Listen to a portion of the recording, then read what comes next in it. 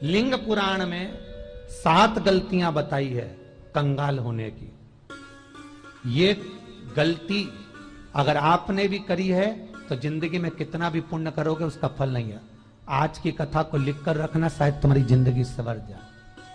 लिंग पुराण में 7 गलतियां बताई है व्यक्ति को बर्बाद होने की। पहली गलती है, उसमें से अगर आप स्वीकार कर रहे हैं ये गलती तो समझ लो कि गलती आपने करी है। गंगा जल तो बुलवाया टैंकर भरकर, 21,000 बेलपत्र भी समर्पित कर रहे हो। आप मंदिर के अंदर बैठ गए, दर्शन करने वाला आता रहा, किसी को अंदर प्रवेश नहीं दिया। आप गंगा जल चढ़ाते रहे, आप बेलपत्र चढ़ाते रहे, आप स्वयं पूजन करते रहे, और दूसरा व्यक्ति ना जाने किस भाव से, किस रूप में आकर भगवान की सेवा करना चाहता था। पंडित जी ने आपके चक्कर में उसको जल नहीं चढ़ाने दिया, पंडित जी ने आपके चक्कर में उसको बेलपत्र नहीं चढ़ाने दिया। पहली गलती यह हो गई कि भगवान के भक्त को भगवान से दूर कर दिया गया। अब उठा लो श्रीमद् भागवत कथा।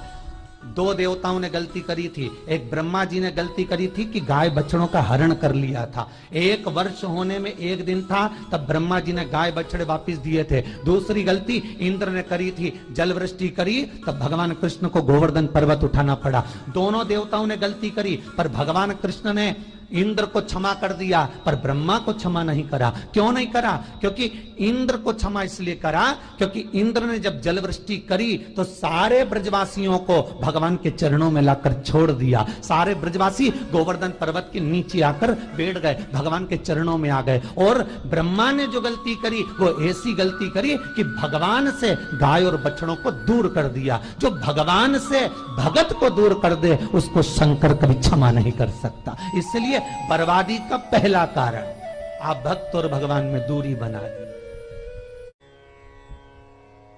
दूसरा कारण, भगवान की जब पूजन कर रहे हो, 21,000 बेलपत्र चढ़ा रहे हो, गंगा का जल चढ़ा रहे हो, चंदन चढ़ा रहे हो, अबीर चढ़ा रहे हो, गुलाल चढ़ा रहे हो, तो तुम्हारे भीतर ये अहंकार, जब तुम पूजन करके उठो तो उठते समय तुम्हारे भीतर अभिमान नहीं होना चाहिए कि मैंने जो अनुष्ठान करा उसके बराबर कोई नहीं कर सकता। तीसरा कारण कहा कि भगवान की सेवा तो आप कर रहे हो, भगवान की चाकरी में तो आप लगे हो, भगवान की आराधना भी कर रहे हो, दिया भी लगा रहे हो, धूप बत्ती भी लगा रहे हो, स्नान भी करा रहे हो, पंचामृत स्नान भी करा रहे हो, सारी पूजन अर्चना सब तुम कर रहे हो।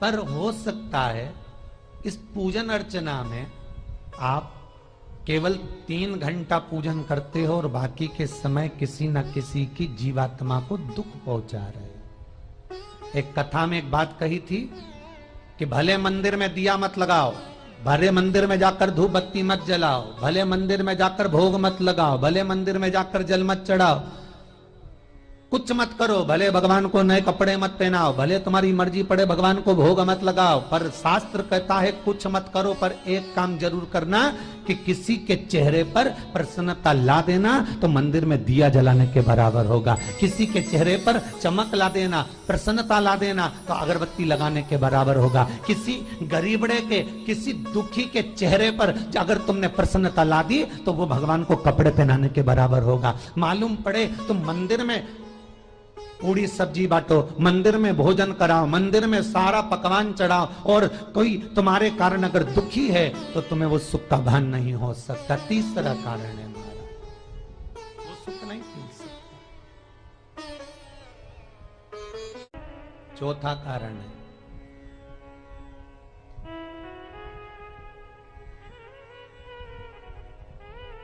महाराज, जिस मंत्र को पढ़ा जा रहा है, जिस मंत्र का स्मरण किया जा रहा है,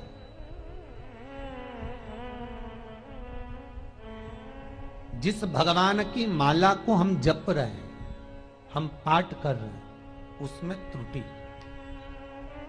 उठा लीजिए दुर्गा सप्तशती। दुर्गा सप्तशती का हिंदी अनुवाद में एक थोड़ा सा दृष्टांत दिया है, आपको मालूम होगा।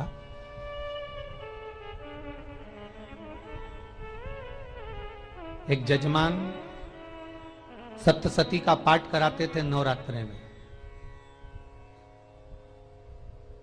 नवरात्रे पूरे होते थे और उनकी पत्नी मर जाती थी। सप्तशती के अंदर लिखा है, बहुत ध्यान से सुनिएगा। दुर्गा सप्तशती का पाठ कराते थे और पत्नी नवरात्रे के बाद 4 महीना 3 महीने के बाद मर जाती थी। बहुत दुखी था सेठ। एक शादी करी, दूसरी करी, तीसरी करी, चौथी करी, चौथी पत्नी भी मर गई। बहुत दुख हुआ। आज वो गुरुजी के पास चले गया, गुरुदेव, गुरुजी, गुरुदेव, गुरुदेव। गुरुजी बोले क्या हो गया? सेठ जी बहुत दिनों के बाद आ रहे हो, क्या बात है गुरुदेव? मेरे को एक बात समझ में नहीं आती कि मैं नवरात्रे में सप्तशती का पाठ कराता हूं, देवी जी का यज्ञ करवाता हूं, माता रानी को चूनर पहनाता हूं, उनको सुंदर बिछुड़ी, पायल, चुनरी सब पहनाता हूं, कन्याओं का भोजन करवाता हूं, भंडारा करवाता हूं, जवारे बोता हूं, अखंड ज्योत लगाता हूं, पर नवरात्रि जैसी पूरी होती है उसके 2 महीने 3 महीने बाद मेरी पत्नी क्यों मर जाती है? 4 पत्नियां मेरी मर चुकी हैं, 5वीं मैंने शादी करी है। गुरुदेव आप कृपा करिएगा, कुछ तो बता दीजिए, कुछ करुणा कर दीजिए। गुरुजी बोले जब तू सब कुछ अच्छा कर रहा है, जोत भी जला रहा है, कन्या भोज भी करा रहा है, चुनड़ी भी चढ़ा रहा है, भंडारा भी कर रहा है, जोत भी लगा रहा है, जवारे भी बो रहा है, माता रानी की सेवा भी कर रहा है, अखंड रात्रि व्रत कर रहा है, सब कुछ तूने करा, यज्ञ भी करा, फिर तेरी पत्नी क्यों मर सकती है? ऐसा हो ही नहीं सकता। नहीं गुरुदेव, मेरी 5वीं शादी है गुरुदेव, अब की बार आप कृपा करिए। गुरुजी ने कहा तेरे पंडित जी को अनुष्ठान पर बुला, मैं कमरे में बैठकर सुनूंगा सप्तशती का पाठ, तब मैं ध्यान करूंगा। गुरुजी अंदर के कमरे में जाकर बैठ गए, ब्राह्मण पाठ करना प्रारंभ करा और ब्राह्मण ने पाठ करना प्रारंभ करा। उसमें एक शब्द आ गया, भारयंतु भक्षन्तु, भारयंतु भक्षन्तु। उसमें बोलना था भय पीड़ा को, हे जगत जननी तू भक्षण कर जा, पर ब्राह्मण बोलता था भार्यतु भक्षन्तु, मेरी पत्नी को, मेरी भार्या को तू भक्षण कर दे। पंडित जी जैसे ही बोले गुरुजी बाहर निकल कर आ गए। पंडित जी को रोका, रुकिए गुरुदेव, आप हर साल अनुष्ठान कर रहे हो जजमान के यहाँ और बोल देते हो भार्यंतु भक्षन्तु, हे देवी तू मेरी पत्नी को खा जा, तो माँ हर बार उस पत्नी को निगल जाती है। निवेदन है, शब्द सुधार लीजिए, शब्द ठीक है। चौथा कारण है कि आप जो पाठ कर रहे हो, आप जो पूजन कर रहे हो, आप जो अनुष्ठान कर रहे हो, उसमें कुछ ना कुछ गलती जरूर हो रही है। ये चौथा कारण है।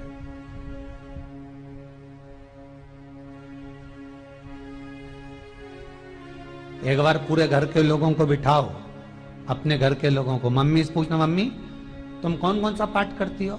एक बार मम्मी से पूछना। फिर एक बार पापा से पूछना, पापा आप कौन कौन सा पाठ करते हैं सुबह?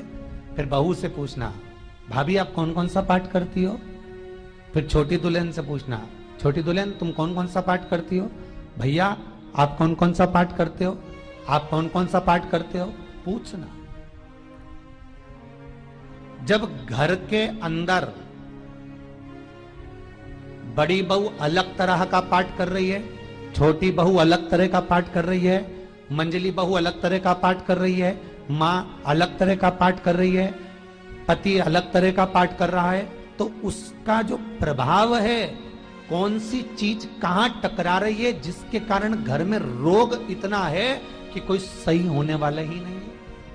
अब तुम कहो कि सीवर वाले गुरुजी ने उपाय बताया, हमने बहुत करा, पर सही क्यों? तो सही क्यों नहीं हो रहा है? उसका कारण है या तो बड़ी बहू जो पाठ कर रही, या सास जो पाठ कर रही, जो पति जो पाठ कर रहा है, नाते जो भी उस घर के अंदर रहकर जो पाठ अर्चना कर रहा है, उसमें जरूर कुछ ना कुछ ऐसा हो रहा है जिसके कारण वो काम नहीं कर पा रहे। उसमें कुछ ना कुछ गलती हो रही है जिसको तुम समझ नहीं पा रहे, जिसको तुम अपने आप को बहुत विचार करते हो कि मेरे बराबर कोई नहीं कर सकता, मैं शंकर की भगत, मैं राम की भगत, मैं कृष्ण की भगत, मैं जो करती हूँ बहुत अच्छा करती हूँ, मैंने जो किया बहुत अच्छा करा। पर हो सकता है उसी कारण आपको दुख झेलना पड़ रहा।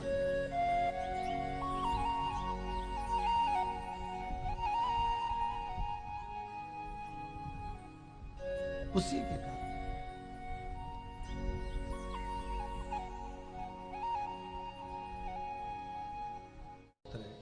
महाराज, हमने जो दान किया, हमने जो पुण्य किया, हमने जो सत्कर्म किया, वो किस जगह पर लगा? पांचवा सूत्र,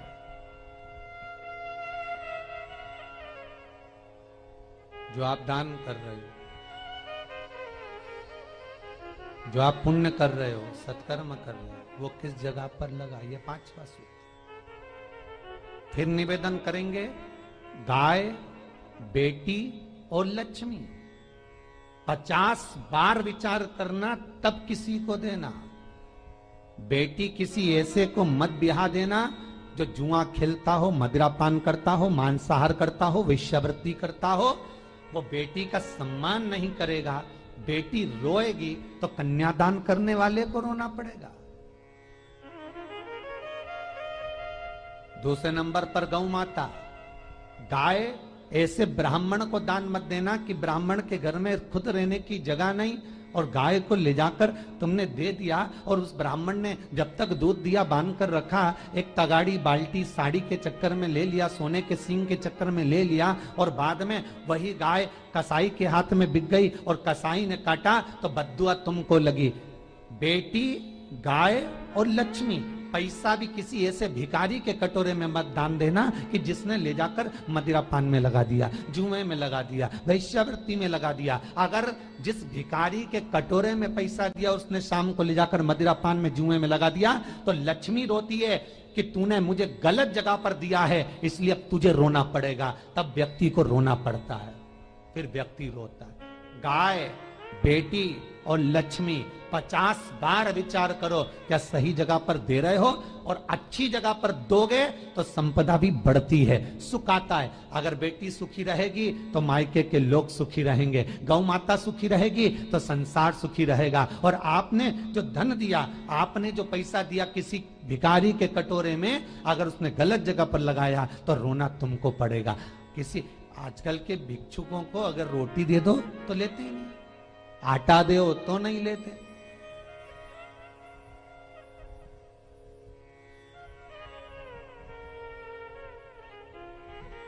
पहले के समय में जो भिक्षुक आते थे ना, तो रोटी बनी हुई मांगते थे।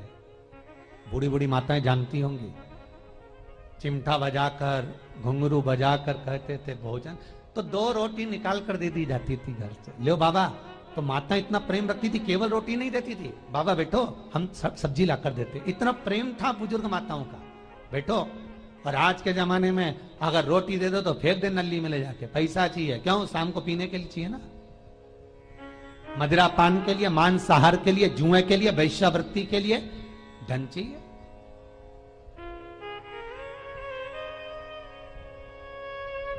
भोपाल के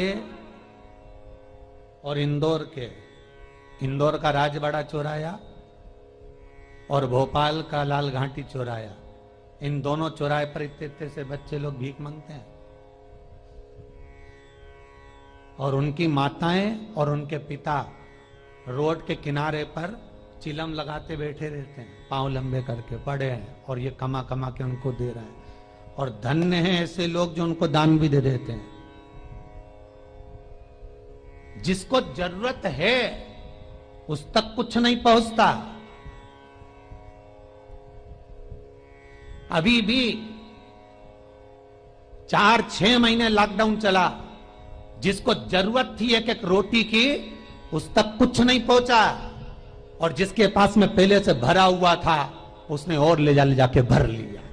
जिसको जरूरत थी उस तक नहीं पहुंचा। अभी ठंड आ रही है, बहुत सारी संस्थाएं कंबल बांटेगी, रेलवे स्टेशन पे लोगों को कम्बल ओढ़ा रहे हैं, कोई सो रहा है जमीन पर उसको कम्बल ओढ़ा रहा है, बस स्टैंड पे चले गए कोई रोड पे सो रहा है कम्बल ओढ़ा रहा है, तो इतना बड़ा नाम चलेगा कि उन्हें कम्बल ओढ़ा है, कम्बल ओढ़ा है, कम्बल ओढ़ा है। और वो कम्बल जिसको ओढ़ाया वो दूसरे दिन जाकर कपड़े की दुकान पर बेच के आ गया, 200 रुपए लिया आया, रात को पीकर फिर सो गया, क्योंकि फिर कहीं कहाँ आएगा, फिर उड़ा के चले जाएगा, क्योंकि इन्होंने तो ये करके रखा है कि नाम कमाना है तो कम्बल उड़ाए जाओ। जिसको जरूरत है वहां तक सामान नहीं पहुंचता भाई, जिसको जरूरत है वहां तक सामग्री नहीं पहुंचती भाई। आपने दिया और उन्होंने ले जाकर बेच दिया, और फिर सोचते हो कि मैंने तो पुण्य करा है। कई लोग कहते हैं मैंने दान करा, मेरे को इतना फल मिलेगा। काहे का दान करा? ऊपर तो जा, यमराज के डंडे पड़ेंगे।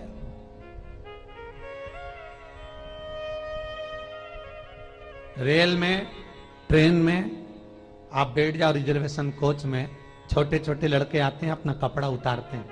सही बोलना रे भाई, जितने लोग टीवी पर कथा सुन रहे हो, छोटे छोटे बच्चे अपना कपड़ा उतारेंगे और पोछा लगाएंगे रेल की बोगी में।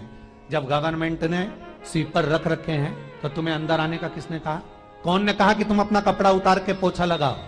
और वो अपने शरीर का कपड़ा उतार कर पोछा लगाता है, आपके आगे हाथ फैलाता है, आप एक एक दो दो रुपए दे देते हो। वो अगले स्टेशन पर उतरता है, कोई सूंघने की सामग्री लेता है, सूंघ सूंघ के वो बर्बाद हो जाता है और कहीं कूद कर मर जाता है। उसके मरने में 1 रुपया तुम्हारा भी लगा है, इसलिए नरक तुमको भी भोगना पड़ेगा, क्योंकि उसके मरने में तुमने हेल्प करी है।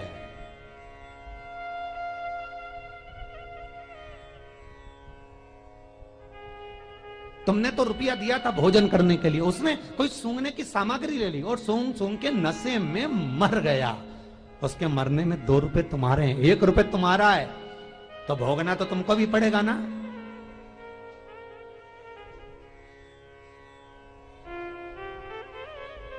कहीं अच्छी जगह लगाओ, सत्कर्म की ओर लगाओ, तो सुख का आनंद कुछ और ही होगा,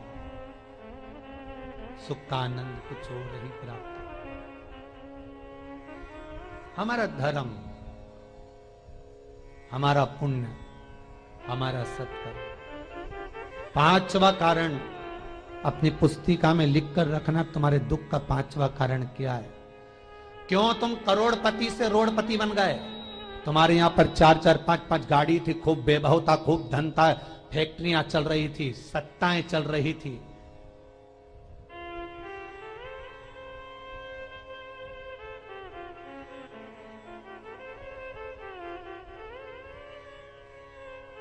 खूब सत्ताएं थी, खूब वैभव था, खूब धन था, पर कुछ भी नहीं, सब धरा की धरा रह गए। सारा कोई वैभव बचा ही नहीं, कोई वैभव नहीं। एक हमारे सेंधवा के भगत हैं महाराज, बड़े भावपूर्ण भगत।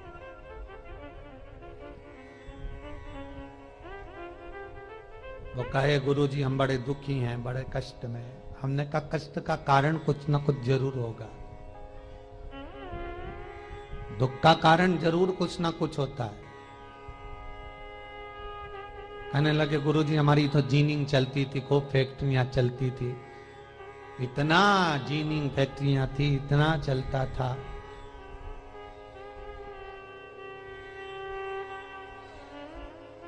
इतनी जीनिंग चलती थी, इतनी फैक्ट्रियां चलती थी, गुरुदेव बहुत दुखी हो गए। हमने कहा दुख का कारण, जो ये 7 कारण है शिव महापुराण के, लिंग पुराण में जो 7 कारण बताए हैं दुख आने के, जब फैक्ट्रियां अच्छी चल रही, जीनिंग अच्छी चल रही, व्यापार अच्छा चल रहा है, तो 7 कारण बताए हैं कि आप उन 7 कारण में से कोई कारण आपके साथ में हुआ है जिसके कारण आप रोड पर आ गए, करोड़पति से रोडपति बन गए।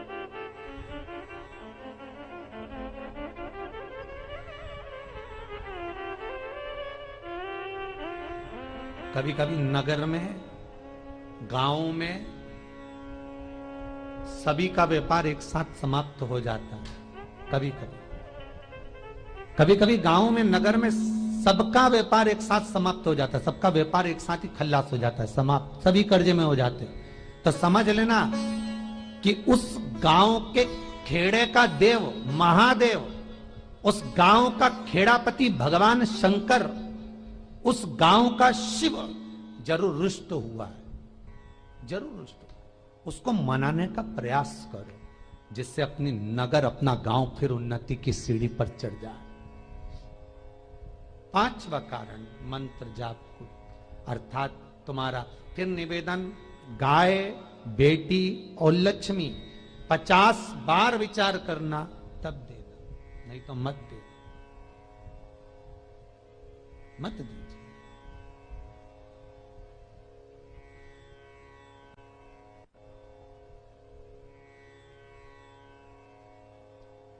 और महाराज भगवान शिव की कथा का छठा कारण बता, हमारे दुख का कारण छठा कारण,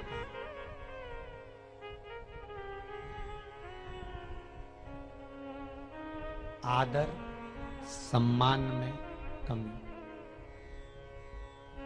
घर के जो बड़े हैं, घर के जो बुजुर्ग हैं, घर के जो आदरणीय हैं, उनका सम्मान नहीं कर पाए। सुंदर कहा, जिस घर में माँ बाप की इज्जत नहीं होती, उस घर में देखना कभी बरकत नहीं होती।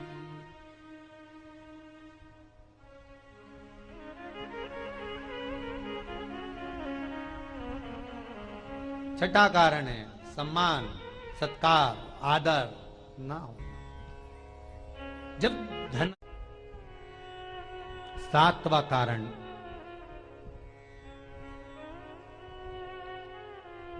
ये अंतिम कारण है। जितने लोग कर्जे में, लदालू में, जितने लोग दुखी हैं, जितने लोग तकलीफ में, आज की कथा को बहुत दिल से सुनना, अपनी गलती को जरूर छांटना। मुझे विश्वास है मेरा भोलेनाथ, आप अगर गलती को स्वीकार कर लोगे तो शंकर वापिस आपको करोड़पति बना देगा, लखपति बना देगा। शंकर आपके भंडार फिर भर देगा। 7 कारण में से अपनी गलती को जरूर छांटना साहब कि आपने गलती कौन सी करी, और अपनी गलती को छांट ले, यही सबसे बड़ी बात है ना। लोग सुनने के बाद भी नहीं छाटेंगे, नहीं मैंने तो कुछ करा ही नहीं, मैं तो कुछ कर ही नहीं, बस मैं ही तो है, हरी जगदम्बा वो मैं ही फंसा है बीच में।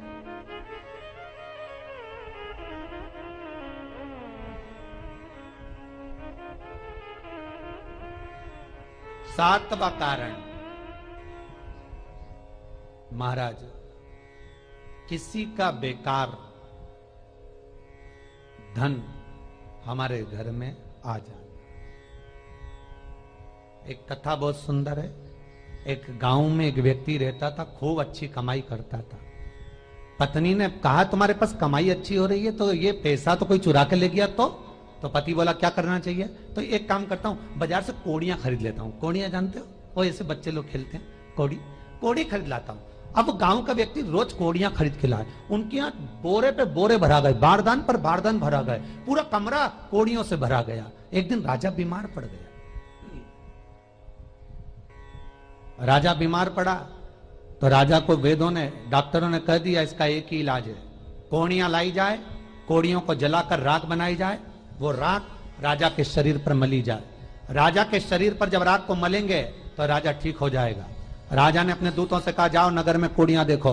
राजभवन में देखा तो कोड़ी नहीं थी, बाजार में देखा तो कोड़ी नहीं थी, सारा मार्केट घूम लिया, चारों तरफ के राज्य देख लिया, कोड़ी नहीं मिली। राजा ने दूतों से पूछा बात क्या है। दूतों ने बाजार वालों से पूछा भैया कोड़ियां क्यों नहीं है। तो बाजार के व्यापारी बोले महाराज सुबेरे सुबेरे एक गांव का व्यक्ति आता है, सारी कोड़ियां खरीद कर ले जाता। सारी कोड़ियां, हाँ उसका पता दो। दुकान वालों ने पता दिया, वो वहां पहुंच गया, उसको डराया। राजा के दूतों ने, तेरे पास कोड़ियां हैं? हाँ, पर मैंने अपने पैसे से खरीदी है, फ्री की नहीं है, खूब खर्चा कर कर मैंने कोड़ियां जोड़ी हैं। राजा बीमार पड़ा है, कोड़ियां ला के दे। उसने मना करा, दूतों ने डराया, ठीक है लो। उन्होंने बारदान खोल लिया, झोला खोल लिया, बैग खोल लिया। राजा के दूतों ने बैग खोला, वो गांव का व्यक्ति एक थाली में कोड़ियां लाता, उस पर हाथ फेरता और झोले में डालता जाता, फिर भर कर लाता, फिर हाथ फेरता, फिर झोले में डालता। राजा के दूतों ने कहा, एक बार में पूरा बारदान उठाकर क्यों नहीं दे देता, ये बार बार हाथ क्यों फेर रहा है? वो गांव का व्यक्ति बोला, महाराज मैं कोड़ियों को थाली में भरकर हाथ इसलिए फेर रहा हूं, इन कोड़ियों में से मैं वो एक कोड़ी ढूंढ रहा हूं कि ऐसी कौन सी कोड़ी मेरी इन कोड़ियों में आकर मिल गई जो मेरी इतनी सारी कोड़ियों को लेकर जा रही है। बस वो चरित्र याद करना कि एक कोड़ी हमारे घर में कोई ऐसी आ जाती है जो सारी रखी हुई कोड़ी को लेकर चली जाती है। और जिंदगी में घर में धर्म की, पुण्य की, सत्कर्म की एक कोड़ी ऐसी आ जाती है जो शिव महापुराण की कथा करवा देती है। वो कोड़ी को ढूंढना कि वो कोड़ी कौन सी है। जो अच्छा काम करवा रही है अच्छी कोड़ी आई होगी, सत्कर्म करवा रही है अच्छी कोड़ी आई होगी, और मालूम पड़े एक कोड़ी ऐसी आ गई जो डॉक्टरों में भरवा रही है, सारा की सारा धन मेडिकलों में लगवा रही है, पुलिस में लगवा रही है, कहीं गलत जगह पर लगवा रही है, कहीं एक्सीडेंट में लगवा रही है। जो कोड़ी गलत जगह पर धन को लेकर जा रही है, समझ लेना कि वो कोड़ी बेकार आ गई जो सारा का सारा बर्बाद करने में लगी हुई है। उस कोड़ी को पहचानो कि वो कोड़ी कौन सी है। 7वां कारण शिव महापुराण का, लिंग पुराण का लिख कर रखना कि एक कोड़ी ढूंढना कि वो कोड़ी कौन सी घर में आ गई जो हमें बर्बाद कर कर चली गई है। तो कोड़ी को ढूंढिए, वो रुपये को ढूंढिए, वो 1 रुपया कौन सा आ गया, वो धन कौन सा आ गया जो हमें बर्बाद कर गया, कैसा आया।